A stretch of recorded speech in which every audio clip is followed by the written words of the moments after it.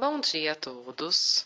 Sejam bem-vindos ao nosso webinar sobre a RN 440, Boas Práticas em Atenção Primária à Saúde e sua interface com a RN 452. O microfone de todos os participantes estão automaticamente silenciados, porém vocês podem fazer perguntas durante toda a apresentação, utilizando o painel Perguntas ou Questions, dependendo do idioma de seu navegador. Vamos tentar o nosso melhor para responder suas perguntas ao final da apresentação. O webinar será gravado e será enviado a todos os participantes nos próximos dias. Hoje contaremos com a apresentação da Cristiane Antunes. Cristiane é graduada em enfermagem e pós-graduada em terapia intensiva pela PUC-MG. É auditora e avaliadora líder da DNVGL nas metodologias ISO 9001, ISO 31000, ONA, IRN 277 e Dias-Nairo. É também instrutora de treinamentos e membro do Comitê Técnico da DNVGL, além de membro convidado para a revisão do Manual Brasileiro de Acreditação ONA, versões 2014 e 2018. Cristiane, agora sim, passo a palavra para você e desejamos um excelente webinar a todos. Bom dia, pessoal. Em nome da DNVGL, a gente agradece aí a participação de vocês. Hoje nós iremos trabalhar um pouquinho com vocês sobre a RN 440 e a sua interação com a 452. Vamos falar um pouquinho de quem somos nós, DNVGL. Nós somos uma empresa norueguesa composta por mais de 12.000 funcionários, presente no mercado há mais de 150 anos, atuante em mais de 100 países, com uma carteira superior a 100.000 clientes e é uma empresa que se dedica a 5% da sua receita à pesquisa e desenvolvimentos. A DNVGL atualmente atua em 5 áreas de negócios. Maritime, que é uma área específica para certificação e classificação de plataformas e navios. Oil e Gas, que é uma estrutura de exploração e produção de petróleo. Energy, que cuida da energia limpa no Brasil através das indústrias eólicas. Business Assurance, que é a nossa área de healthcare, que trabalha também com a sustentabilidade, e a área de Digital Solutions, que faz a transformação digital. A DNVGL tem como propósito salvaguardar a vida, a propriedade e o meio ambiente. E a sua visão é uma voz confiável para que possamos enfrentar as transformações globais. Vamos iniciar, então, falando um pouquinho sobre a RN 440. Ela é uma norma, um programa voluntário que foi desenvolvido pela Agência Nacional de Saúde. Ela é um programa que vem aí em caráter inovador no Brasil, para que nós possamos sair daquele modelo totalmente hospitalista, com foco no doente, para um modelo preventivo, com foco em cuidado primário na atenção à saúde. O objetivo desse programa é que a gente consiga ter esse modelo focado em dois pontos, um modelo focado na atenção primária e um modelo focado numa remuneração diferenciada, ou seja, uma remuneração baseada em resultados assistenciais, um modelo que ele vem aí para poder agregar valor, nessa atenção à saúde. Muito importante dizer que é um programa que ele durante todo o seu processo, ele é avaliado através de uma entidade acreditadora, que no caso a DNVGL, ela tem esse perfil, nós fomos homologados pela ANS e podemos atuar aí no mercado em parceria com as operadoras. Esse programa, gente, ele vem baseado em 7 pilares para sua estruturação. Esses 7 pilares são previstos em literaturas, tanto nacionais quanto internacionais, e eles formam uma base para a estruturação desse modelo de atenção. Então, nós vamos agora falar um pouquinho de cada um desses 7 pilares. O primeiro pilar é a porta de entrada do sistema, Ou seja, a atenção primária, ela deve ser o primeiro contato do paciente para que seja realizado o acolhimento e que essa atenção ela sirva de referência para o paciente. Que esse paciente ele vá procurar, de fato, esse local para servir de atenção à saúde e que ele evite de migrar para os pronto-atendimentos e pronto-socorros, que hoje nós temos um grande desafio, que essas unidades de pronto-atendimento e pronto-socorro, elas servem muitas vezes aí como uma porta de entrada para a atenção à saúde, não cumprindo o seu papel.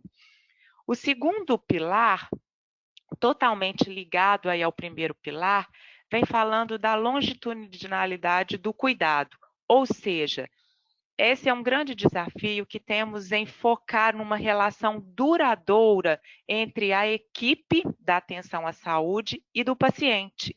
Que esse paciente ele consiga criar um vínculo de confiança nessa atenção à saúde para que essa relação seja legitimada, ou seja, para que ele sempre busque esse local, essa atenção à saúde, essa equipe, esse profissional como referência para o seu tratamento.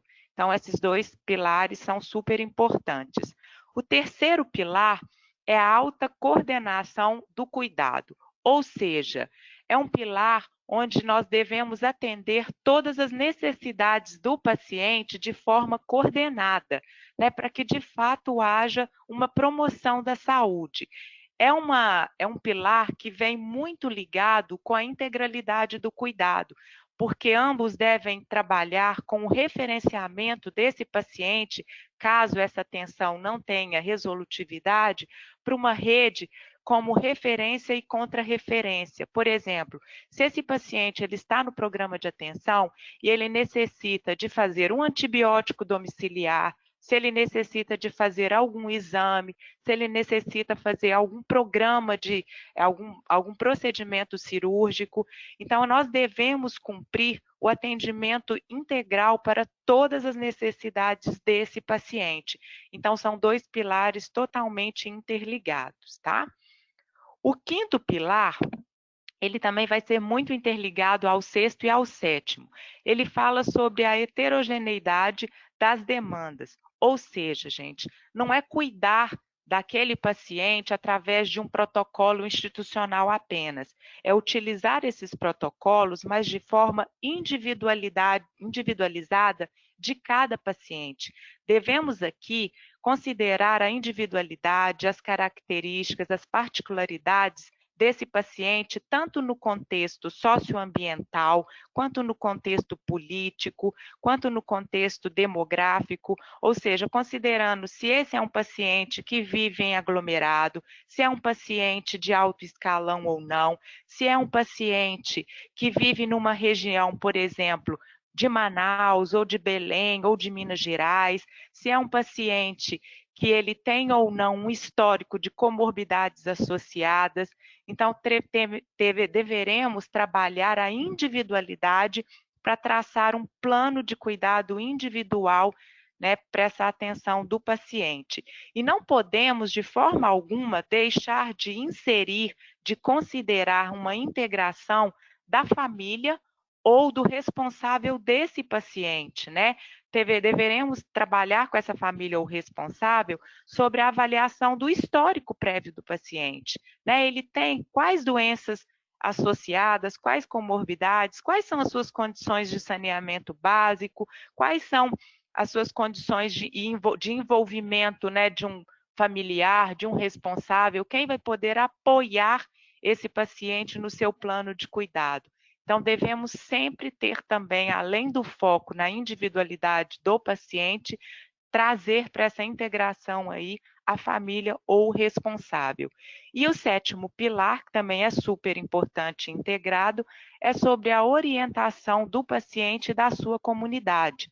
Ou seja, devemos aqui nesse pilar trabalhar não só cuidar desse paciente, mas é cuidar desse paciente considerando o seu ambiente familiar e a sua comunidade onde ele está inserido, para que possamos saber, né, quais são as suas exposições, quais são as ameaças desse contexto que esse paciente convive, para que possamos traçar aí um plano de cuidado totalmente individualizado para este paciente.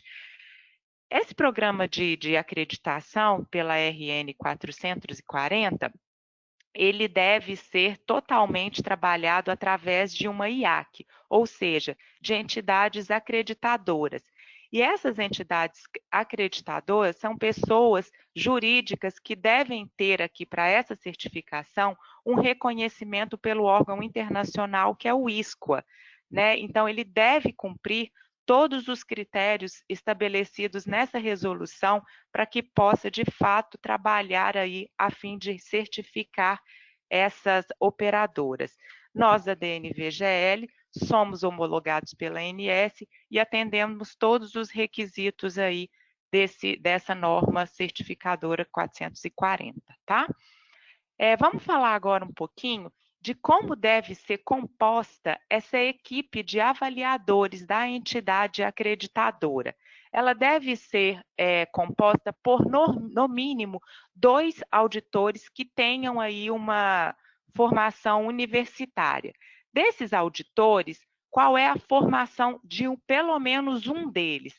Ter uma experiência mínima de 5 anos no processo em acreditação em saúde, ou ter uma experiência mínima de 5 anos em auditoria em saúde, ou ter uma experiência mínima, uma certificação de uma dessas 4 pós-graduações, né? Que é gestão e qualidade em saúde, saúde coletiva ou saúde pública, administração hospitalar ou auditoria em saúde.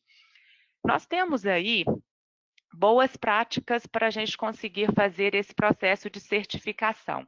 E aí vem 2 itens super importantes para que vocês possam entender. Primeira coisa, pode haver ou não, é uma definição da operadora, ter aí uma avaliação diagnóstica. O que é importante ficar claro para vocês? Essa avaliação diagnóstica, ela é uma avaliação pontual, é uma avaliação que pode ser feita para avaliar em que pé, né, em qual situação essa operadora está nesse momento para atender os requisitos dessa RN 440. Mas essa avaliação pontual, que é diagnóstica, ela não pode ser utilizada como fins de certificação, né? Então, vamos dar um exemplo. Se nós, DNVGL, formos a operadora para fazer uma avaliação diagnóstica de uma operadora, nós não poderemos usar essa visita e transformá-la, por exemplo, numa visita de auditoria inicial. São processos distintos, tá? Então, eu posso ou não fazer a avaliação de diagnóstico, mas ela não substitui a avaliação inicial para a certificação. Outro item importante, gente, é sobre a consultoria, né? A operadora, ela pode sim contratar uma empresa para que essa empresa vá à sua instituição e identifique quais situações essa operadora ela se encontra e que possa recomendar soluções para que ele atenda ou não esses requisitos. Mas aqui fica muito importante a gente deixar para vocês que uma instituição acreditadora, ela não pode realizar consultoria. Então, nós, enquanto instituição acreditadoras, podemos fazer as visitas de diagnóstico e as visitas de certificação, mas não podemos fazer visitas de consultorias para as operadoras. E quais são os pré-requisitos para que as operadoras possam aderir a esse processo de certificação pela RN 440? São 3 requisitos. O primeiro requisito é que essa operadora ela tenha um registro ativo como operadora de plano privado de assistência à saúde junto à Agência Nacional de Saúde. O segundo requisito é que ela não deve estar numa dessas 3 situações que falaremos individualmente de cada uma: o plano de recuperação assistencial, o regime especial de direção técnica e o regime especial de direção fiscal. Então, vamos falar primeiro do plano de recuperação assistencial. Esse é um plano que a operadora entra quando forem detectadas anormalidades assistenciais. Então, essa operadora, ela deve, através, né, dessa identificação de anormalidades assistenciais que possam colocar em risco a qualidade ou a continuidade do atendimento aos seus beneficiários, ela deve elaborar um plano de recuperação assistencial, também chamado de PRASS, com um cronograma para que se possa resolver todas essas anormalidades. E aí é uma questão evolutiva. Se dentro desse cronograma estabelecido e acordado, né, ela não conseguir evoluir e sanar essas anormalidades assistenciais, esse plano de recuperação, imediatamente ele se transforma, ele entra num quadro de direção técnica. Então, o que seria a direção técnica, né? É aquela situação onde a operadora ela não conseguiu sanar todas as questões relacionadas ao plano de recuperação assistencial, e aí ela deve transformar esse plano num programa de saneamento assistencial, que também é chamado de PSA, onde ele deve apresentar, né, aquelas medidas corretivas, estratégicas, documentos, quais são as metas, quais são os cronogramas para que ela de fato possa aí sanar todas as anormalidades de natureza assistenciais que possam aí, né, prejudicar, que possam aí inviabilizar toda a qualidade e a continuidade do atendimento à sua rede de beneficiários. Caso não seja cumprida essa parte de diretoria técnica, nós entramos aí com uma outra situação, que é um regime especial de direção fiscal. Ou seja, gente, o que a gente entra nessa situação? É uma situação onde, por exemplo, eu não consegui sanar aquelas anormalidades, mas não por um caráter assistencial.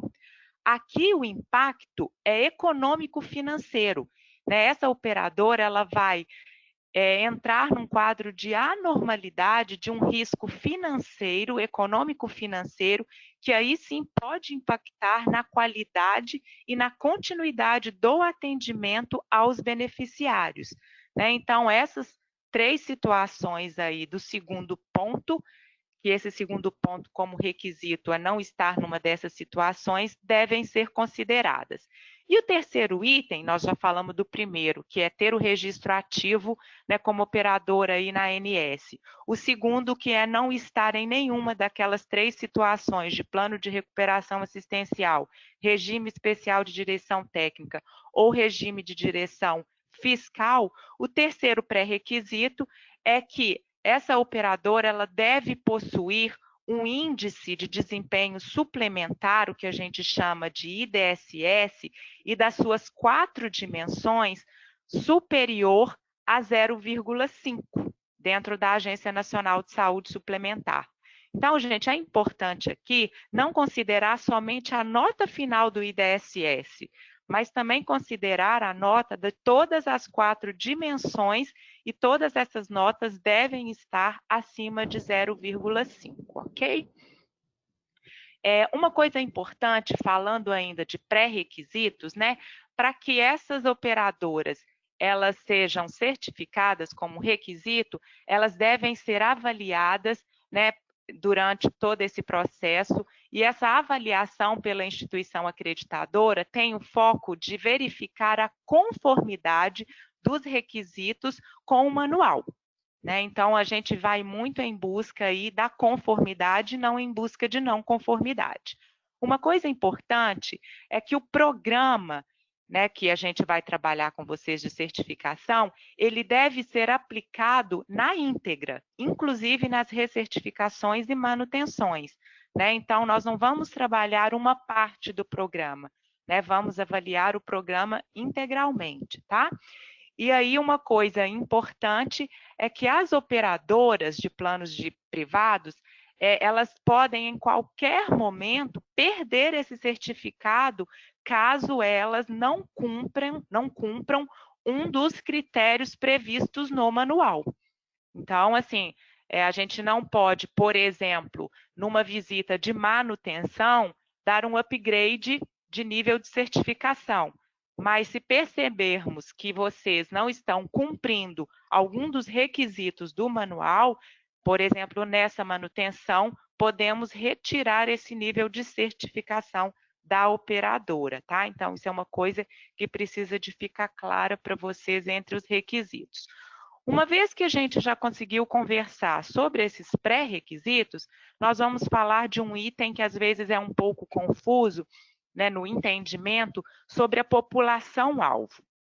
Então, o que é importante a gente saber dessa população-alvo? Que é considerada como população-alvo todos os benefícios cadastrados na ANS pela operadora, ou seja, toda a carteira da operadora, indiferente de faixa etária, de grupo de risco, de região demográfica, município ou estado. Então, todas essas categorias devem ser consideradas, né, para o processo de certificação. E aí, o que é possível se fazer? Levando em consideração, né, as características da saúde suplementar das operadoras aqui no Brasil, existe, através desse programa, uma possibilidade de desenvolvimento de um programa de atenção primária voltado para 3 níveis de certificação. E nós vamos falar um pouquinho de cada uma delas, né? Que é a certificação básica em APS, a certificação intermediária e a certificação plena. Então, vamos começar aí, dentro dessas 3 categorias, a falar aí dessas certificações. A certificação básica em APS é aquela que é uma condição mínima, mas é obrigatória, onde essa operadora ela deve ter como foco a atenção à saúde ao adulto e ao idoso. E vamos considerar aqui o que pela RN 440 a gente tem como público adulto e como público idoso. Adulto é aquele público que tem, né, é igual ou maior a 19 anos até 60 anos. Então, todos os beneficiários que tiverem 19 até 60 anos são considerados públicos adultos. E o idoso é aquele público acima de 60 anos, tá? Para a certificação plena em APS, nós vamos fazer o quê? Nós temos que considerar todo esse público já citado na certificação básica, né, ou seja, aquele público de atenção à saúde do adulto e do idoso, e vamos agora acrescentar a atenção à saúde da criança e do adolescente e a atenção à gravidez, parto e puerpério.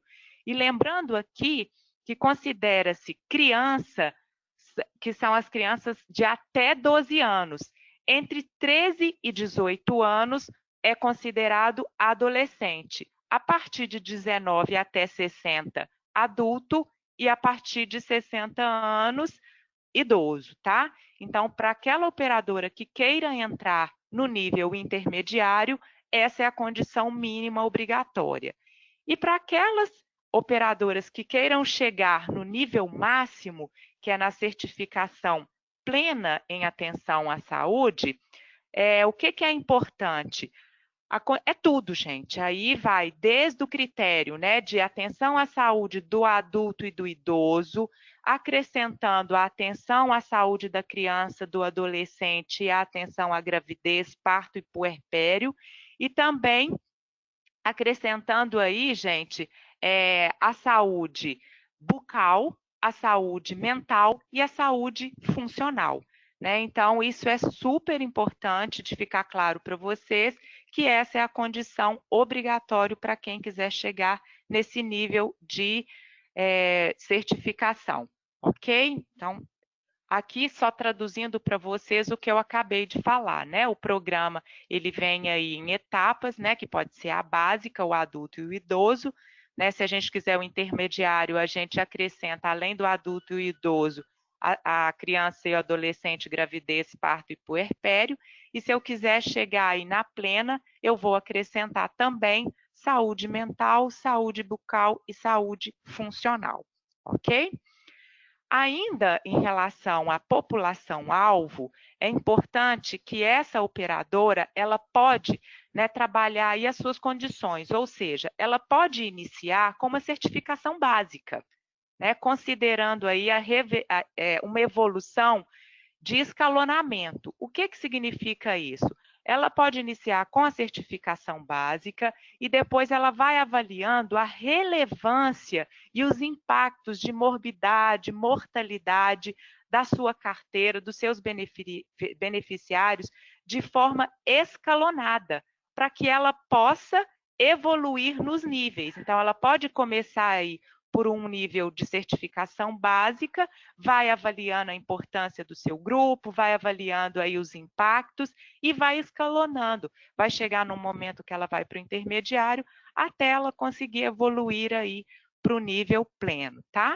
Outra coisa importante para esse público-alvo é que, além desse escalonamento, a operadora ela deve o quê? Né, gente? Contemplar aí o conjunto dos seus beneficiários de acordo com a sua capacidade operacional, né? Então, o que ela vai fazer quando ela tiver através disso? Ela vai definir uma cota mínima da carteira do adulto e do idoso, por exemplo, na região de Minas Gerais. Né? Então, ela pode começar com esse escalonamento e vai evoluindo, por exemplo, através dessa cota mínima atingida aí pelo número de beneficiários, ela pode evoluir para outros estados, sempre considerando, né, a sua capacidade operacional, as suas características demográficas e o seu perfil epidemiológico. Agora, essa progressão é muito importante ficar claro que, quando ela quiser atingir o nível máximo, né, o nível pleno de certificação, ela deve, né, obrigatoriamente incluir todas as populações alvos, né, para que ela possa trabalhar aí, indiferente, né, de faixa etária, de condição de saúde, de estado. Então, isso aí é super importante ficar claro para vocês, tá? Quando a gente fala aí de qual é a população mínima, né, qual a população máxima para que eu possa trabalhar nessa certificação, a gente entra no item de cobertura populacional. Né? Então, o que é importante a gente trabalhar aí com as equipes que vão atuar dentro desses programas aí nas operadoras? Existe uma cobertura mínima. E essa cobertura mínima, ela vem associada a um número total de beneficiários. Então, o que a primeira regra para ter esse programa, primeiro a operadora ela deve possuir pelo menos uma equipe de APS para, no máximo, 2.500 beneficiários. Então, vamos supor que eu sou uma operadora que eu tenho menos de 2.500 beneficiários, eu preciso de ter pelo menos uma equipe. Se eu tiver até 2.500 beneficiários, eu tenho uma equipe, né? De acordo aí com a necessidade desse meu público. Eu posso aumentar o número de equipe, considerando faixa etária e até complexidade dessa minha população de beneficiários integrada nesse programa, mas minimamente eu tenho que ter uma equipe para até 2.500 beneficiários. E a partir daí, como é que a gente vai trabalhar? Então, nós vamos trabalhar com aquelas operadoras que têm um porte de até 3.572 beneficiários. E aí, gente, para quem tem até 3.572 beneficiários, a regra é de ter uma equipe para cobertura de até 70% dessa população de beneficiários, que vai dar em torno de 2.500 beneficiários. Então, para quem tem até 3.572 beneficiários, que tem que fazer uma cobertura de 70%, volta para a regra de ter, no mínimo, uma equipe de atenção aí primária à saúde, tá? É equipe mínima, caso, né, a operadora ela queira ter mais de uma equipe, não tem nenhum tipo de problema, mas ela minimamente deve ter pelo menos uma equipe. Agora vem uma situação super importante. Se eu sou uma operadora que eu tenho até 3.572 e para eu cobrir pelo menos, né, 70% desses beneficiários dá em torno de 2.500, eu posso ter apenas uma equipe. Mas se essa minha carteira de 2.500, que corresponde a 70%, tiver diluída, por exemplo, em mais de um estado, como eu vou trabalhar? Aí eu vou precisar de ter mais de uma equipe. Uma equipe, por exemplo, que cubra o atendimento aos beneficiários de Minas Gerais e uma outra equipe que, por exemplo, cubra os beneficiários que estejam, por exemplo, no estado do Rio de Janeiro. Né? Então, isso é que deve ser considerado aí em relação a essa cobertura populacional. E aí, para uma população de até 3.573 beneficiários, vem uma fórmula, que é uma fórmula que as operadoras aí vão trabalhar para calcular essa carteira aí, né? Esse número de equipes, que a fórmula é percentual de cobertura maior ou igual a 0,7 número vezes o número de beneficiários da carteira, que é o que a gente falou em torno de 70% dos beneficiários, ok? Depois vem uma segunda situação, que são aquelas operadoras que têm o porte entre 3.573 beneficiários até 16 mil beneficiários. E aí, gente, quando as operadoras elas entram nesse perfil, elas vão precisar de calcular, de fazer um cálculo linear para se definir o número de equipes. Né? Então, isso é uma coisa super importante. Vem a obrigatoriedade, né, aí, se for com porte de até 3.573 beneficiários, de manter a obrigatoriedade de cobertura de até 70%, que dá aí ainda em torno de 2.500 e vai manter uma equipe de APS, mas a partir daí tem que se fazer um cálculo linear aí para que se consiga calcular o número de equipes. E aí a fórmula vem, né, que é o percentual de cobertura maior ou igual a 2.500 dividido pelo número de beneficiários da OPS vezes 100, tá? E a última situação são aquelas operadoras que têm o porte superior a 16 mil beneficiários, né, gente? Então, aí a gente precisa de continuar a trabalhar o escalonamento, e aí é importante que eles vão escalonar as carteiras a partir de 16 mil beneficiários, considerando, né, uma equipe de APS para cada 2.500 beneficiários, com a cobertura mínima inicial de 15,5% da carteira, e aí vem uma conta, né, vem uma fórmula de função logarítmica, que ela vem fazendo aí para vocês cálculos. E aí, o que a gente pode trabalhar nesse logaritmo natural aí, né? A exclusão de cálculos dos... Cássia, depois. Oi? Desculpa, gente, parece que alguém abriu o áudio sem querer, tá? E aí, nessa cobertura populacional, foram excluídos do cálculo aquelas operadoras exclusivamente odontológicas, bem como os vínculos dos beneficiários e planos exclusivamente odontológicos das operadoras médicos hospitalares, tá? Isso é uma coisa super importante para vocês entenderem aí para se fazer esse cálculo. Então, toda a operadora que tiver uma carteira superior a 16 mil beneficiários, considerando essa característica da exclusão, né, da parte odontológica, a fórmula vem, né? O percentual de cobertura é igual a 1 dividido pelo logaritmo natural, entre parênteses, né, o que é o número de beneficiários, vezes 1,5 vezes 100.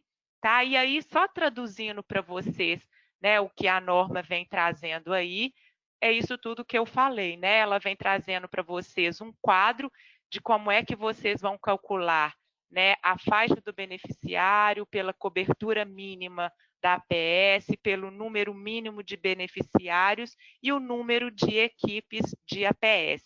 Lembrando que mesmo que seja uma equipe, não podemos deixar de avaliar as características de cobertura. Se for mais de um estado, uma equipe não é suficiente para cobrir 2 estados, por exemplo, ao mesmo tempo, tá? Então, aqui é somente o quadro traduzindo tudo isso que eu acabei de falar para vocês. E aí a gente está falando, né, de cálculos para cobertura de equipe mínima que vai atuar com esse grupo de beneficiários. Qual é a característica, qual é a composição dessa equipe mínima de APS, né? É uma equipe que deve ser multi e interdisciplinar, ela deve ser composta por, no mínimo, 3 profissionais. E quem são esses profissionais? Um médico da família e comunidade, prioritariamente, mas também pode ser, aí vem o ou, um médico especialista em clínica médica com capacitação em APS ou experiência mínima de 2 anos em APS. Então, é muito importante saber que é aí a regra do ou e não do e, tá? Um segundo profissional é um enfermeiro, aí sim é um enfermeiro especialista em saúde da família ou generalista. E um terceiro profissional, que é um outro profissional da saúde com nível superior. Agora, além desses 3 profissionais, caso essa carteira de serviços de APS inclua procedimentos, é importante lembrar que um segundo profissional de enfermagem, seja um enfermeiro ou seja um técnico de enfermagem, ele vai se tornar obrigatório. Então, a composição mínima dessa equipe são de 3 membros e caso tenha procedimentos, entra aí um 4º profissional nessa equipe multidisciplinar, tá? Eu tenho que me reter somente a esses 3 ou 4 profissionais? Não. A minha composição da equipe, ela pode ser acrescida de outros profissionais de acordo com a demanda, né? De acordo com a abrangência da minha carteira de beneficiários. Eu posso agregar nutricionistas, fisioterapeutas, fonoaudiólogos, terapeutas ocupacionais, psicólogos, assistentes sociais. Então, vários profissionais podem ser agregados aí nessa equipe multidisciplinar. Agora, caso a atenção ela contemple a saúde bucal, aí sim é obrigatório ter na composição dessa equipe um cirurgião dentista.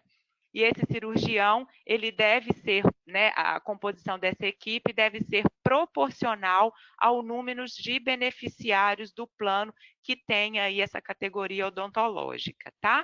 E caso também a APS ela contemple a atenção à saúde da criança e do adolescente, ou seja, a partir do nível intermediário e o pleno, é obrigatório, gente, que tenha nessa composição da equipe um médico pediatra para cuidado aí das crianças, né? Então, isso também é super importante.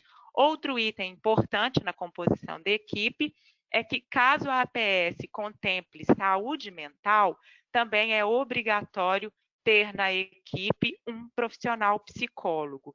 E, por fim, caso a APS ela contemple a saúde funcional, né, aí nós deveremos ter um profissional fisioterapeuta e ou um profissional fonoaudiólogo e ou um profissional terapeuta ocupacional e ou um profissional nutricionista como membro obrigatório aí nessa equipe de APS, ok?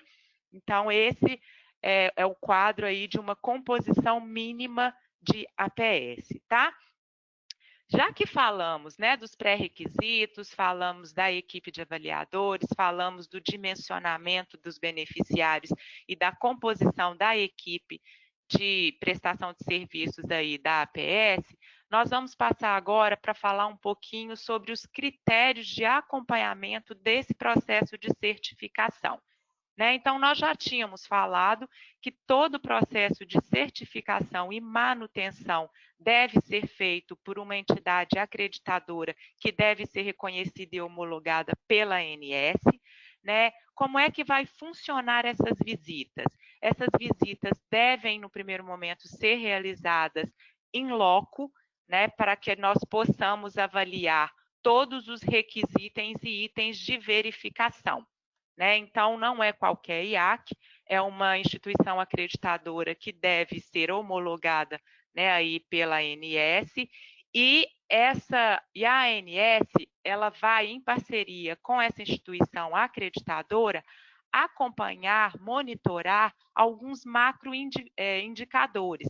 E esses macroindicadores, eles são de responsabilidade de envio para a ANS periodicamente pela instituição acreditadora, né?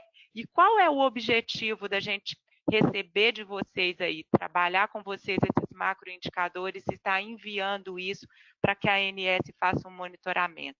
A finalidade, gente, é avaliar o impacto do programa no setor de atenção à saúde, né? Esses macroindicadores serão indicadores que eles não irão interferir na pontuação do programa, né? O programa ele terá alguns indicadores obrigatórios que aí sim vocês têm que ter pontuação, mas esses macroindicadores são indicadores que vêm com o propósito de medir, né, algumas fases do processo, e essas medidas elas vêm aí baseadas em literatura científica, né? Então, é muito importante que vocês não fiquem apreensivos que nós iremos monitorar e encaminhar para a ANS esses macroindicadores, tá?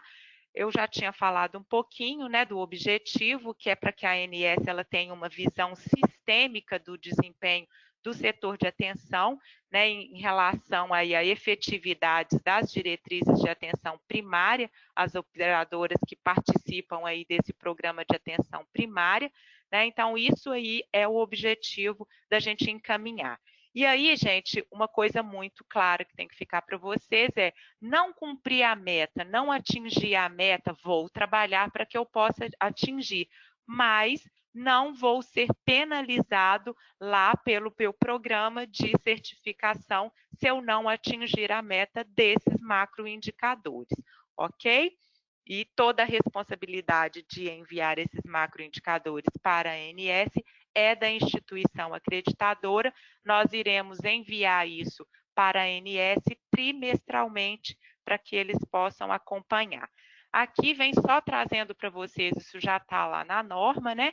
Mas vem trazendo para vocês quais são os indicadores, quais são os objetivos de ter cada indicador, quais são as metas, e aí são metas progressivas, metas para o primeiro ano, meta para o segundo ano, né? Então, vem aí só um painel para vocês entenderem quais são esses indicadores, né? Nós vamos trabalhar 6 indicadores macro aí com todas as operadoras, tá?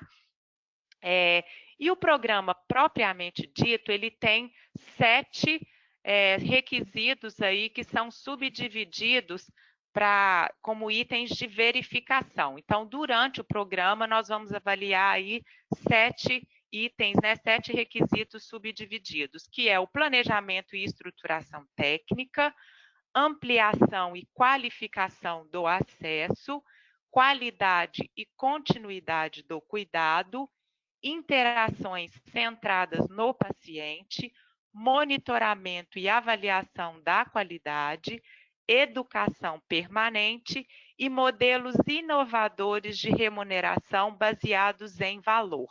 Eu não vou ter o tempo suficiente de entrar em cada um, todos eles, né, estão identificados na norma, mas o que é muito importante para vocês entenderem, né?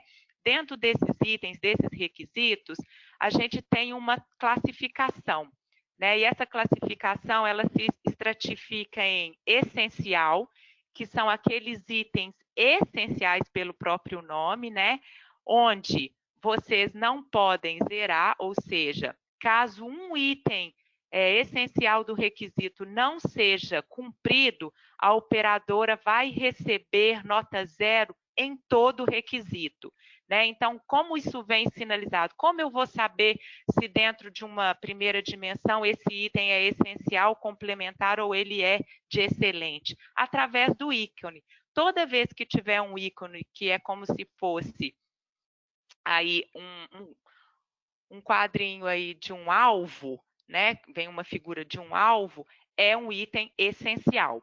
Toda vez que vier um ícone como se fosse uma lâmpada, é um item complementar, ou seja, são boas práticas recomendáveis e, se cumpridos pela operadora, vai elevar a pontuação. Né? Mas eu não vou receber nota 0 em todo o requisito, a não ser que eu não cumpra nenhum requisito. E o ícone de excelência é como se fosse uma medalha, e esses itens são práticas pouco disseminadas no setor e de maior dificuldade de execução. Né? O cumprimento de 80% dos itens de excelência, ele é uma exigência para aquela operadora que quiser chegar no nível 1 de acreditação, tá? Ou seja, o nível máximo. O nível 1 é o nível de certificação pleno aí desse programa, tá? Então, isso é que é importante para vocês interpretarem aí quando vocês forem avaliar os requisitos. Outra coisa importante, gente, é que para a gente poder trabalhar, a gente tem que ter um ponto de corte mínimo para chegar, né, aí numa certificação. E esse ponto de corte mínimo é uma nota de 70%. Então, ou seja, para que chegue nesse ponto de corte mínimo, a operadora ela deve estar conforme com todos os itens de verificação classificados como essenciais, né? Caso contrário, ela vai receber aí a nota 0, e aí a gente não consegue chegar nessa pontuação mínima. E aí nós vamos estar falando, através desses níveis de certificação, nós vamos entrar um pouquinho e explanar para vocês o que é cada nível de certificação. Então, vamos para o mínimo, né, do nível básico, que aí é considerado o nível 3, ou seja, a certificação básica, que tem aí como público-alvo obrigatório o público adulto e idosos. Lembrando que a gente falou, né, um tempinho atrás sobre essas características, adulto é considerado aquele público igual ou maior de 19 anos até 60, e idoso é a partir de 60 anos, tá? Então, o que é essa certificação de nível 3, que é o básico? Ela tem uma validade de 2 anos, né? Para que se obtenha esse nível de certificação, além de ter como público-alvo mínimo adulto e idoso, essa operadora ela deve cumprir alguns requisitos. E quais são esses requisitos? São 5 requisitos, gente. Primeiro, cobertura populacional mínima de acordo com as regras do programa, que a gente já falou que é adulto e idoso. Contar com uma equipe mínima prevista nesse manual, ou seja, vamos considerar qual é a minha carteira, né, inscrita na ANS, para a gente verificar o 70% mínimo e quantas equipes eu vou trabalhar aí para essa cota mínima. Estabelecer uma carteira de serviços respeitando os critérios mínimos estabelecidos no manual da 440. E lembra quando eu falei do ponto de corte mínimo de 70? Então, aqui, para chegar nesse nível de certificação, eu tenho que obter uma nota final maior ou igual a 70 e menor que 80. Ou seja, eu tenho que estar entre 70 e 80 para eu conseguir chegar nessa certificação. Mas eu tenho que cumprir pelo menos 20% dos itens classificados como excelente. Então, lembra lá que a gente falou que não pode zerar nenhum item, né, da categoria de excelência, senão vai ganhar 0, né? Vai zerar toda a seção de excelência. Então, aqui eu tenho que cumprir minimamente 20% aí desses itens classificados como excelência. Passando, evoluindo, né, do nível 3 para o nível 2, onde a gente diz que é uma certificação intermediária, que além do público-alvo de adulto e idoso, eu tenho que agregar crianças e adolescentes, gravidez, parto e puerpério. Aqui existem também regras. A validade é a mesma do nível 3, ou seja, o certificado ele tem validade de 2 anos, né, a população alvo abrangida, ela tem que ter pontuação mínima em cada requisito e ela deve seguir quais critérios, né? Ela deve ter uma cobertura populacional mínima de acordo com as regras desse programa, considerando aquelas fórmulas de cálculo que eu já passei para vocês, contar com, no mínimo, aí, também uma equipe de APS com composição mínima prevista, né? Então, aí a gente vai agregando, se eu já tenho aí a fase de criança e adolescente, gravidez e puerpério, eu vou agregando profissionais à composição da minha equipe de APS. Ele tem também que estabelecer carteira de serviços, respeitando os critérios mínimos desse manual, e aqui a nota já muda, ela já eleva, né? Para o nível 3, eu tenho que manter uma nota maior ou igual a 70 até 80. Aqui eu já tenho que manter uma nota igual ou maior a 80 até 90. E também muda um outro item, que é lá no nível 3, eu tenho que obter pelo menos 20%. Aqui eu já elevo também para 50% daqueles itens classificados como excelência. Tá? Então, vocês vão vendo que é um escalonamento de progressão para que eu possa evoluir aí nos níveis de certificação. E para que a operadora ela chegue no nível máximo de certificação, que é a certificação plena, chamada de nível 1, ela também tem requisitos para seguir. Né? Primeiro, contemplar todas as populações alvos exigidas, né? Então não é somente o público-alvo de adulto, idoso, criança, adolescente, gravidez, parto e puerpério. Aí eu também entro com a questão, né, da saúde bucal, do funcional, da saúde mental, e aí essa validade ela é aumentada, né? Ela não tem validade mais só de 2 anos, e sim passa por uma validade de certificação de 3 anos, né, para que ela seja certificada e acreditada no nível 1. Vem aí toda essa questão de trabalhar a população-alvo, né, para toda a população da carteira. Lembra que a gente falou, né, que eu posso, por exemplo, para começar num básico, no nível 3, eu posso ir escalonando a minha carteira, pego o público mínimo e vou escalonando, por exemplo, começo no determinado tipo de população de adulto e idoso em Minas e posso ir evoluindo para outros estados. Aqui não, gente, aqui eu tenho que considerar toda a minha carteira populacional de beneficiários que estão cadastrados, registrados lá na ANS, tá?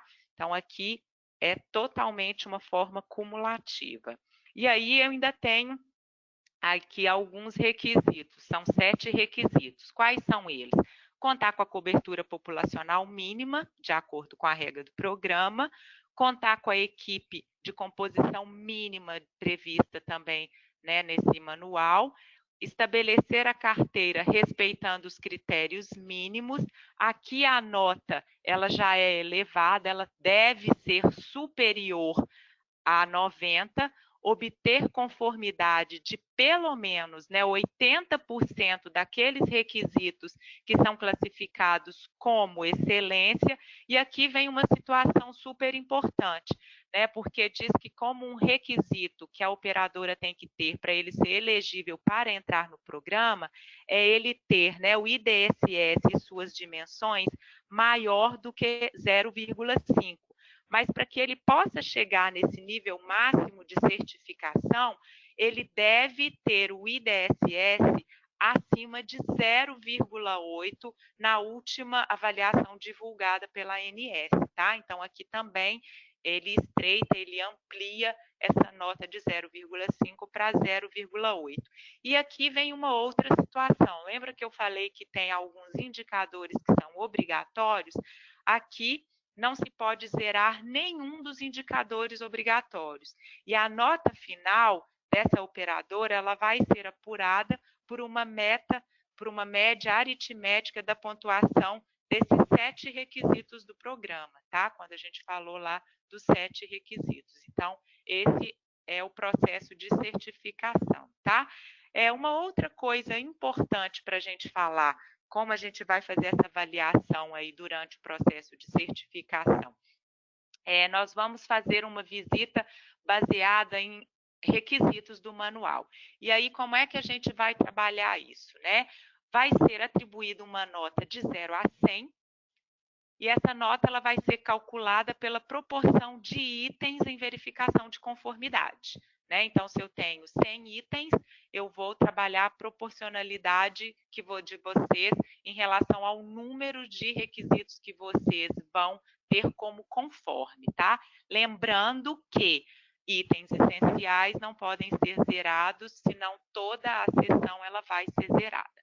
A operadora, ela vai ser avaliada considerando 2 tipos de registros. Os registros de conforme, ou seja, vocês estão de acordo com o manual, com o requisito do manual, vocês conseguem cumprir o manual, e não conforme, que é aquele requisito onde a gente vai ter evidências para apresentar o motivo pelo qual vocês não, quais são os requisitos que vocês não cumpriram, né? Então, são esses 2 tipos de registros que virão no relatório. A avaliação desses itens, eles vão considerar 2 requisitos mínimos, né? Ou seja, 2 domínios mínimos. O escopo, né, que deve estar conforme na íntegra, e o tempo de implantação, que deve ser acima de 6 meses. O que significa isso que eu estou falando, gente? É muito importante vocês terem definido todo o escopo de atendimento de vocês e que tudo isso esteja lá no plano, né, no grande plano de vocês. Muitas vezes a gente vai avaliar e vocês cumprem vários requisitos de maneira surpreendente, mas isso não está registrado num plano. Então, a gente precisa de que vocês façam toda a formalização nesse plano para o atendimento desse escopo de certificação, porque senão vocês vão zerar aí o item do plano, tá? E esse tempo, ele deve ser acima de 6 meses, né? Quando a gente fala lá na 452, é um tempo maior, né, de 12 meses, mas aqui a gente trabalha acima de 6 meses, que é o que está no manual. E quando a gente diz que a gente vai avaliar a conformidade e que a gente pode trazer um registro de não conformidade, o que a gente vai considerar, né? O que a gente vai avaliar para trazer aí para vocês o que é conforme? Se vocês estão cumprindo todo o escopo do item de verificação na íntegra, que está previsto na interpretação e na implantação lá do manual, e ter esse tempo aí superior a 180 dias, tá? É importante que para a gente avaliar isso, né, avaliar esse escopo, tanto interpretando quanto implantando, a gente vai solicitar para vocês que vocês nos apresentem documentações, a gente vai conversar, né, com os colaboradores da operadora, a gente vai fazer observação direta de um atendimento, a gente vai ter formas de verificar e de interpretar todos esses requisitos que estão descritos na norma, tá? Então, assim, não é uma questão de chegar e perguntar tem ou não tem, tem, como isso funciona, como isso foi desdobrado, como isso está acontecendo, como isso está sendo gerenciado, e a gente vai para campo para poder, de fato, verificar como isso está acontecendo aí no programa de vocês. Outra coisa importante, gente, é que todos os atributos da APS, de acordo com os requisitos e os itens de verificação que estão no manual, devem ser aplicados a todas as populações abrangidas. Não dá para eu colocar como um item de verificação e, neste momento, eu só estou fazendo para essa população, não estou fazendo para aquela. Se essa população está no escopo, eu preciso abranger esse requisito para toda a minha população definida no escopo, tá? Então, isso é uma coisa super importante. Uma vez que eu conseguir ter a conformidade e ter toda aquela cumprimento dos critérios para eu chegar numa certificação, seja ela de nível 3, 2 ou 1, eu preciso de manter essa certificação até a recertificação. E aí a gente tem alguns critérios né, para que a gente faça aí essas manutenções. Primeira coisa, nós vamos ter visitas que são de manutenções, que no manual a gente chama de visitas intermediárias. E essas visitas elas vão variar de acordo com o nível de certificação. Então, se eu tiver a certificação de nível 3, que é a básica, ou de nível 2, que é a intermediária, o certificado ele vale por até 2 anos. Então, eu vou ter uma manutenção anual. Se eu for certificado no nível 3, que é o nível máximo, que é a plena, o certificado ele vale por 3 anos. Então, eu vou ter aí 2 visitas intermediárias, que são consideradas 2 visitas de manutenção. E essas visitas acontecerão da mesma forma que a gente faz a primeira visita de certificação.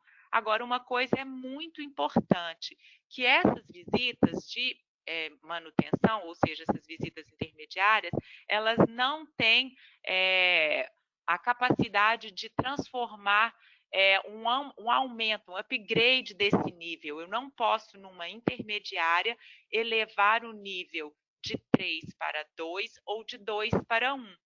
Né? Eu posso, ao contrário, eu posso, numa visita intermediária de manutenção, eu posso retirar ou diminuir o nível de certificação, mas eu não posso elevar. É somente nas visitas de certificação e recertificação, ok? Então, isso é uma coisa importante para ficar aí para vocês, tá? Outra coisa importante em relação ao programa, gente, de vocês, agora a gente vai falar um pouquinho em relação à integração com a 452. Para aquelas operadoras que tiverem, né, já um certificado no programa da 452, e importantíssimo que durante a visita da 440 o certificado da 452 esteja vigente, valem algumas regras, né? Então, se eu chegar na operadora e durante o processo de acreditação da 440, o certificado da 452 estiver vigente, o que automaticamente vai acontecer? Essa operadora vai receber uma pontuação integral nos itens 2.2 e 2.24 do requisito 2.2, que é a dimensão 2, que fala de estrutura da rede prestadora na APS, tá? Então, ou seja, eu não vou precisar de voltar e avaliar a dimensão 2 no que tange ao 2.22 e no que tange ao 2.24. Também não vou precisar auditar, porque automaticamente vocês vão receber pontuação integral nos requisitos 3 da dimensão gestão em saúde. Quais requisitos? 3.2, coordenação e integração ao cuidado, e o 3.3, que é sobre programa de gestão do cuidado de condições crônicas de saúde, tá? E caso eu chegue lá e esse certificado tenha perdido a validade, ou seja, o certificado da 452 não seja mais vigente, aí sim eu vou fazer uma avaliação tanto desses requisitos da dimensão 2 quanto da dimensão 3, tá? Então, isso é uma regra que tem que ficar super clara para vocês, que são itens que a 440 considera que a 452 é abrangente, ela já trabalha e ela contempla aí toda essa pontuação. Outra coisa importante para a gente trabalhar são os grandes desafios que a gente tem, né, gente? Assim, deixa eu só passar só um minutinho que o meu aqui travou. Nádia, chegou para vocês a lâmina de desafios e pontos críticos? Que o meu deu uma travada aqui. Está na lâmina de planejamento e estrutura técnica. Isso, desafios e pontos críticos. Isso, exato. Ok, então, porque para mim desapareceu aqui, tá, gente? Outra coisa importante, pela nossa vivência e trabalhando, né, com as operadoras, a gente sabe que para esses requisitos que vocês precisam de implementar aí para a certificação, a gente tem muito desafio, né? Que são desafios pelo próprio sistema. Então, a gente quer trazer aqui para vocês algumas coisas que a gente já entendeu que é um desafio, que são pontos críticos associados a cada um dos requisitos. Então, quando a gente está lá na dimensão de planejamento e estruturação técnica, a gente sabe, que é o que eu falei com vocês, que o grande desafio é sobre o plano, né, do plano estruturado. O que acontece, gente? Esse plano, ele deve ser estruturado no escopo e ele deve estar vigente pelo menos há 6 meses. Mas uma coisa que eu já falei, que é um grande desafio, que às vezes traz uma frustração muito grande para as operadoras, é que esse plano ele deve ser totalmente formalizado. Não basta eu ter ações dos requisitos implementados, se essas ações não estiverem contempladas no plano estruturado. Então, muitas vezes a gente chega, a gente pergunta para vocês, vocês mostram para a gente, mostra tudo implementado, tudo gerenciado, e quando a gente vai para o plano estruturado, esse plano não contempla esse item. Aí vocês falam, gente, mas só não está contemplado. Mas a regra, ela é clara. O plano estruturado deve estar formalizado. E o que eu estou falando que muitas vezes não tem nesse plano? São objetivos, são políticas, são diretrizes, são todas as atividades com suas finalidades, os seus resultados esperados, quais são as ações que são relacionadas a esse programa de atenção primária, né? Então, a gente precisa, de fato, de checar com vocês, num primeiro momento, todo esse plano estruturado e depois a gente vai avaliar como é que ele está desdobrado, né? Minimamente, esse programa de vocês, para um primeiro momento, ele tem que ter uma cobertura populacional de acordo com, no mínimo, a regra do nível 3, que é a saúde do idoso e do adulto, tá? Então, isso é um dos maiores desafios para essa dimensão de planejamento e estruturação técnica. Já para a segunda dimensão, que é ampliação e qualificação do acesso, a gente sabe que é um grande desafio aí manter essa equipe de APS como um primeiro acesso da rede, né? Como porta de entrada para essa atenção à saúde aí, né? Então, fazer com que aquele paciente, ele de fato se sinta fortalecido, que ele sinta essa equipe como uma referência e que ele não vá até um pronto atendimento, que ele não vá procurar um outro profissional para uma segunda opinião, que ele vá de fato para essa equipe de referência da APS, né? E um outro desafio ainda nessa dimensão é da APS conseguir regular e gerenciar de forma coordenada a esses agendamentos, né? Quando a gente falou lá que tem que ser com alta coordenação, que tem que ser um atendimento integral, né? De como é que essa APS ela vai conseguir fazer esse gerenciamento, né, nesse momento que ela vai encaminhar esse beneficiário como uma referência e vai tê-lo como uma contrarreferência, seja para ele fazer um exame, um procedimento cirúrgico, para fazer qualquer procedimento e ele vai voltar, né, para esse médico de origem dele. Então, a gente percebe isso também aí como um grande desafio aí, né, nessa norma.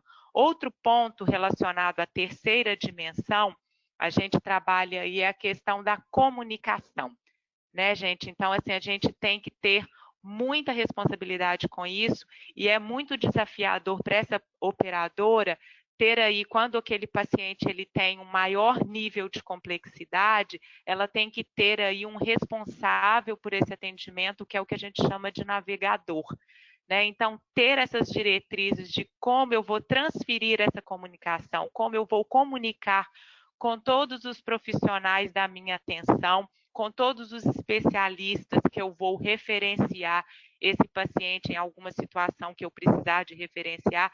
Então, como é que eu vou trabalhar essa comunicação e como é que eu vou trabalhar aí essa questão do navegador? A gente entende que isso é, de fato, aí uma questão super desafiadora.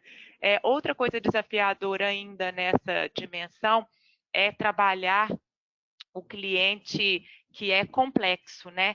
O cliente agora, ele é um cliente crônico, né? Então, é aquele cliente que tem uma divergência e tem uma diferença entre esse paciente crônico complexo e esse paciente crônico. Então, é trabalhar essas diferenças e trabalhar como eu vou atender a individualidade desse meu paciente, né? Como eu vou entender o que ele precisa e como eu vou monitorar se aquilo que eu estou propondo para ele, eu estou conseguindo atender, considerando todas as suas características, que em algum momento esse meu paciente ele pode complicar. E aí, como eu vou trabalhar esse meu paciente? Então, vem aí totalmente uma questão desafiadora para vocês, das operadoras, em relação a essa dimensão. Na dimensão 4, vem aí falando sobre as interações centradas no paciente. E aí, gente, é um grande desafio também a gente utilizar aquele modelo de plano com rotinas e metas estabelecidas de forma individual para aquele paciente e que a gente consiga gerenciar se a gente está cumprindo ou não essas metas. Né? Então, assim, e ainda tem um grande desafio. O paciente ou seu familiar ou seu responsável, ele precisa de ser inserido nesse plano. Ele precisa de aceitar, ele precisa de entender a sua responsabilidade para que ele cumpra essa meta. E aí a gente, além disso, vai ter que desenvolver formas de medir não só a satisfação. Aqui não é satisfação do paciente, aqui é a satisfação sobre a experiência que esse paciente teve com o cuidado no APS. Né? Então, vem aí um outro conceito de não trabalhar mais a satisfação do serviço, mas é a satisfação que o paciente teve em relação à experiência deste atendimento. Então, aí vem uma inovação que é muito desafiadora aí para as operadoras. Em relação à dimensão 5, que a gente fala sobre o monitoramento e a avaliação da qualidade, vem falando aí, gente, sobre vocês trabalharem os monitoramentos. Aí é um desafio super bacana, né, que aqui traz o conceito da gente monitorar o desempenho, né, dessa PS através de indicadores, que são indicadores que vão avaliar a qualidade do cuidado. Né? Então, aqui a gente tem aquele foco de trabalhar a assistência segura, a assistência de qualidade, e vem com uma outra coisa importantíssima aqui também, é que dentro desses monitoramentos, ela vem referenciando de trabalhar aí a qualidade do registro em prontuário, né? Vem falando muito de realização de auditorias da qualidade dos registros dos prontuários médicos, né? Lógico que tem toda uma característica de trabalhar uma amostragem, né? De trabalhar o que é importante de se medir. Então, dentro daquela população que você vai atender, existe um critério mínimo aí de uma amostra estatística validada, né? Que ela definiu aí como 10%. Então, mas isso são condições que vêm para aprimorar e para apoiar a qualidade assistencial. Mas a gente entende, sim, que isso é um grande desafio, considerando hoje o modelo que a gente tem ativo nas operadoras. Né? O sexto item aí, o sexto pilar de educação permanente, vem trabalhando aí um desafio que é da gente capacitar todos os profissionais, né, que são responsáveis pela coleta de informações, pelas consultas, pelas codificações da informação dos prontuários, indiferente do prontuário ser em meio físico ou em meio eletrônico, né? Então, a gente precisa de trabalhar aí, principalmente aquelas operadoras que já estão trabalhando aí o telemonitoramento, onde o prontuário ele vai servir de base para todo esse agendamento, para todo esse contexto de atendimento do paciente via telemonitoramento. Então, essas operadoras elas vão ter que se estruturar para fazer uma educação permanente para que esse prontuário que serve de base, ele seja muito bem estruturado e muito bem organizado e preenchido, porque a base da informação vai estar aí nesse prontuário. Então, a gente entende que é um grande desafio aí de vocês trabalhar esse item também de educação permanente.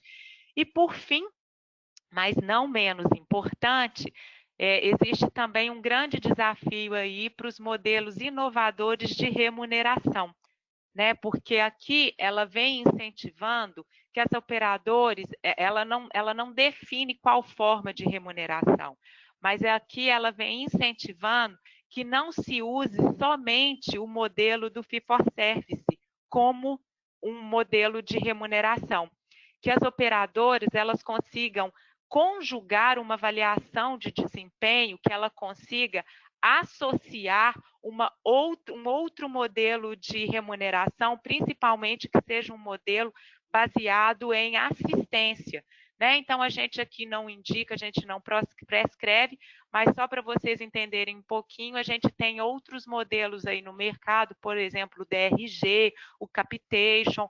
Então, ela vem incentivando que essa operadora ela não somente use o fee for service, mas que ela agregue outras formas aí de pagamentos, né, como remuneração. Então, esses são os grandes desafios que nós temos aí em relação à norma. Bom, gente, considerando o tempo que a gente tinha, né, previsto para poder falar um pouquinho, esses são os pontos mais críticos que a gente considerou, são os pontos que a gente, né, observa de maior dúvidas das operadoras. Eu espero ter conseguido contribuir um pouquinho nessa interpretação para vocês. O Eduardo, que é o coordenador técnico, ele está junto com a gente aqui, ele está tentando responder as dúvidas que estão chegando aí via chat. Se a gente não tiver conseguido responder todas essas dúvidas, vocês podem ficar tranquilo, vocês vão receber aí durante essa ainda até a semana que vem, eu acredito que não só a gravação desse webinar, mas também vocês vão receber aí todas as perguntas com as respostas. E eu queria, antes de finalizar, só trazer para vocês aí um novo modelo, né, considerando esse nosso tempo aí de contingência, como que a DNVGL ela está trabalhando aí um pouquinho os nossos treinamentos, né? Nós criamos uma modalidade diante desse novo cenário de treinamentos online, treinamentos remotos. Então, nós temos aí uma ferramenta nova, né, que ela permite formatos de treinamento ao vivo, tanto para treinamentos direcionado para vários públicos ou treinamentos direcionados para uma empresa, que são os treinamentos in company, né? Nós temos uma plataforma que é a GoToTraining, que é uma ferramenta que ela é super bacana, ela propicia uma interação integral tanto do instrutor quanto dos alunos com os outros alunos, ela permite aí uma participação ativa, não só por chats, mas a gente consegue ver a manifestação de vocês, a gente consegue fazer atividades individuais e atividades em grupos por essa ferramenta, basta a equipe de alunos ter acesso a um computador e uma boa internet. Nós conseguimos, enquanto instrutores, a gerenciar a participação full-time aí em tempo integral de todos os alunos e de gerenciar qual é o percentual, né, de participação de cada aluno, né? Então, são treinamentos que eles podem durar de 1 a 8 horas, né, de acordo com a necessidade de cada organização. E eu queria trazer para vocês aí que nós vamos ter um treinamento sobre a 440, interpretando aí, entrando de fato em cada requisito nos próximos dias 2 e 3 de julho, né, um curso que vai ser por essa plataforma, é um curso online ao vivo, e se vocês tiverem dúvidas e quiserem saber mais informações sobre esse curso, basta entrar em contato aí com a nossa equipe de treinamento, a Fabiana é a nossa representante, através desse telefone ou do e-mail aí que a gente está disponibilizando para vocês. Em nome da DNVGL, eu agradeço, espero ter contribuído para vocês. Eu gostaria, se o Eduardo estiver aí presente, que ele contasse para a gente como é que está aí em relação às dúvidas. Eduardo.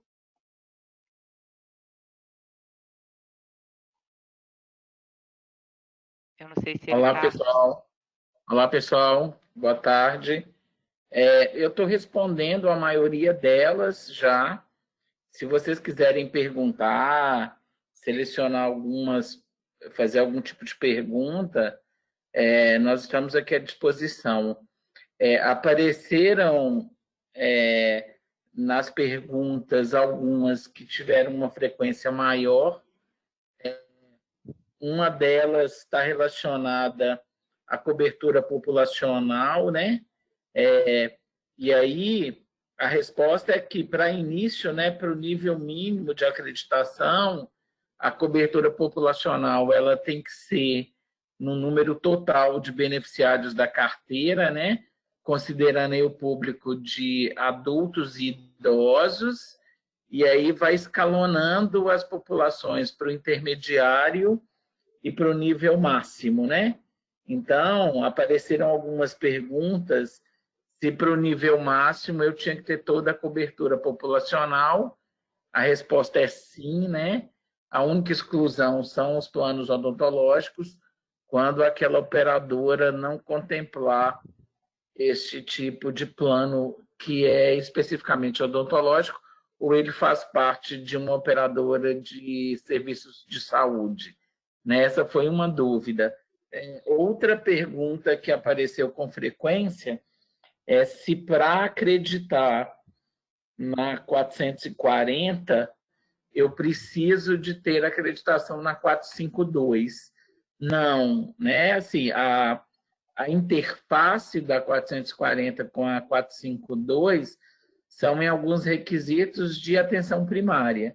Então, se você é acreditada, se a operadora ela é acreditada na 440 e ela cumpre os requisitos da 440, né? Ela cumpre esses requisitos da 440, durante a avaliação, durante a auditoria da 452, se esse certificado é válido, você já ganha o máximo, a nota máxima naqueles requisitos de atenção primária. Então, só tem essa interface entre requisitos de atenção primária e promoção da saúde. Agora, outra pergunta foi se a temporalidade, né? Se eu acredito na 440, a temporalidade é de 6 meses. Para 452, eu teria que esperar cumprir a temporalidade de 1 ano.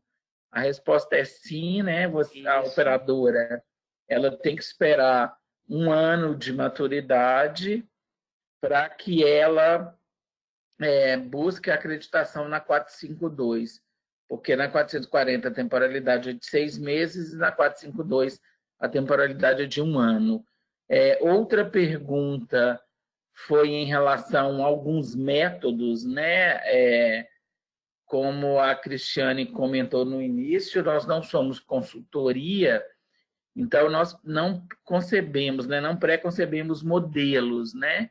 O que a gente faz é trabalhar a transformação do conhecimento, né? Trabalhar o entendimento de vocês na interpretação do requisito e melhorar o modelo que a organização implementou. Então, o plano estruturado ele serve para isso.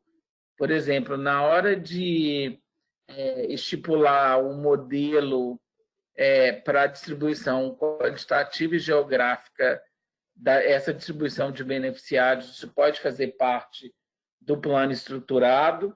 Outra pergunta foi relacionada a quando eu precisar de comprovar competências de colaboradores, se eu precisava de estimar um número de horas de treinamento, por exemplo.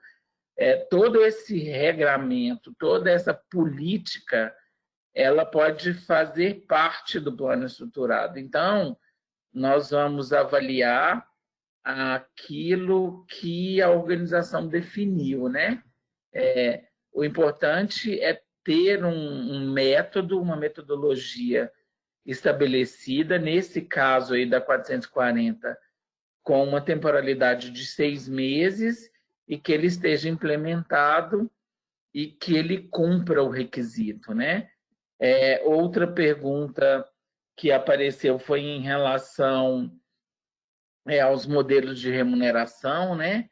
Tanto ao modelo de remuneração dos prestadores de serviços, né, da rede prestadora, e aí a ideia é trazer um modelo de remuneração que agregue valor, né, não só o fee for service, né, que é aquele pagamento fechado por pacotes, né, mas que eu tenha modelos que, de fato, mensurem a qualidade assistencial. Inclusive, isso pode ser feito por modelos híbridos, né? Em algum momento, a norma fala que se você optar por fee for service, que você agregue um segundo modelo, né? Pode ser desfechos clínicos, pode ser desempenho de bundles, né? Pode ser resultados de indicadores assistenciais. O importante pode ser o DRG, né? O importante é que a gente tenha um modelo de remuneração que valorize essa qualidade assistencial, né? Então, isso vem com um grande diferencial. Outra pergunta que apareceu foi em relação à remuneração diferenciada das equipes, né? Se eu posso trabalhar PPRs, se eu posso trabalhar metodologias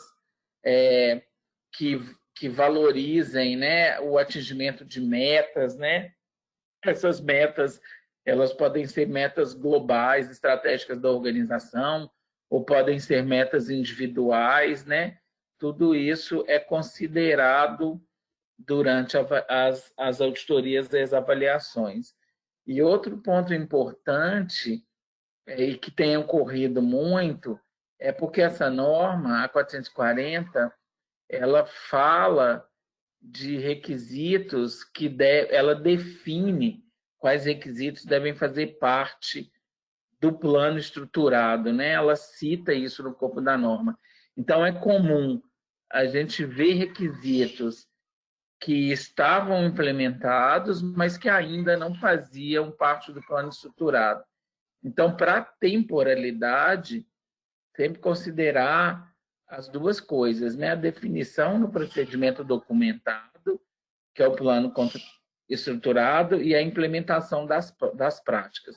As duas coisas precisam de andar em consonância com a temporalidade mínima de 6 meses de implementação. Tá? São essas as colaborações gerais. Se vocês quiserem, que a gente ainda tem 3 minutos, se tiver alguma pergunta específica, a gente ainda consegue responder. Só se manifestar pelo chat, tá, gente? As perguntas que eu não consegui responder, depois a gente finaliza e o pessoal do marketing da DNV vai enviar para vocês, num perguntas e respostas, todos os questionamentos que foram enviados.